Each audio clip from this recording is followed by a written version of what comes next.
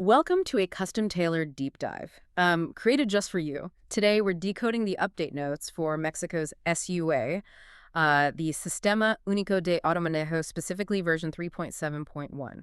Right, and I know a software patch sounds, well, pretty mundane, but this isn't just a routine bug fix. No, not at all. I mean, since you follow compliance, you probably know government patches are mandatory. But what caught our eye is that this update is effectively weaponizing the software to audit your subcontractors for you. Exactly. It's adapting to some really massive outsourcing and Social Security reforms.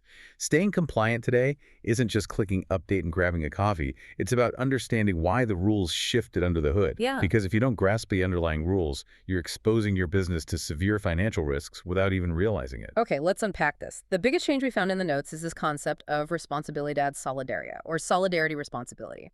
I was reading through Article 15A of the Social Security law, and it basically says if your subcontractor ghosts on their Social Security payments... You're on the hook. Exactly, you're on the hook. Right. How exactly does this new SUA update handle that nightmare scenario? What's fascinating here is it tackles it with a really clever technical solution. Version 3.7.1 introduces a new feature called Option 05 for late payments. Option 05, okay. Right. It actually lets a hiring company step in and pay their contractor's debt directly through their own system.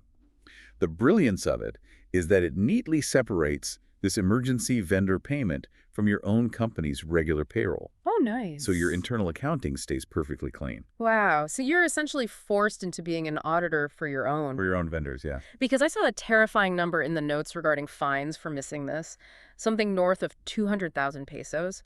How does a simple vendor mistake trigger that kind of damage? It spirals very quickly. Yeah. If you ignore that solidarity responsibility, the National Social Security Institute, the IMSS, can initiate coercive collections directly against your company. Coercive collections, yikes. Yeah, and worse, you lose your income tax, your ISR deductions, and your value-added tax IVA accreditations for those services. Oh, man. So between the lost tax benefits and the direct fines topping 200,000 Mexican pesos, a vendor slip-up literally becomes your financial disaster. That is a massive hit.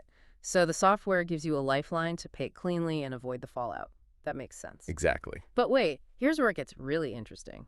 If Option 05 handles the contractor debt, what happens when the authorities actually come knocking?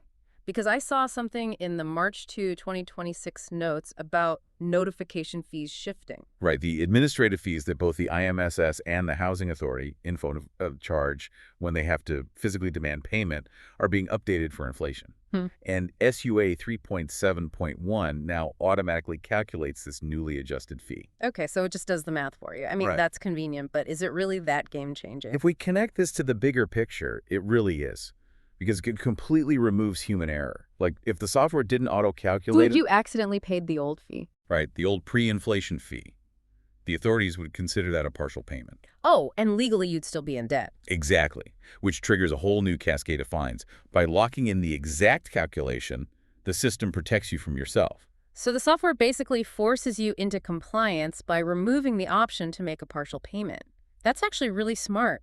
Does it do the same thing for the Infonavit worker absences we saw from the late 2025 rule changes? Precisely. Tying into Article 29 of the Infonavit law, the system now automatically adjusts calculations when a worker is out sick or has unjustified absences. It mathematically guarantees that the mandatory 5% employer contributions and the workers' housing credit amortizations never fall behind. Right. It eliminates all those old loopholes where companies were confused about how much to retain when a worker wasn't actually at their desk.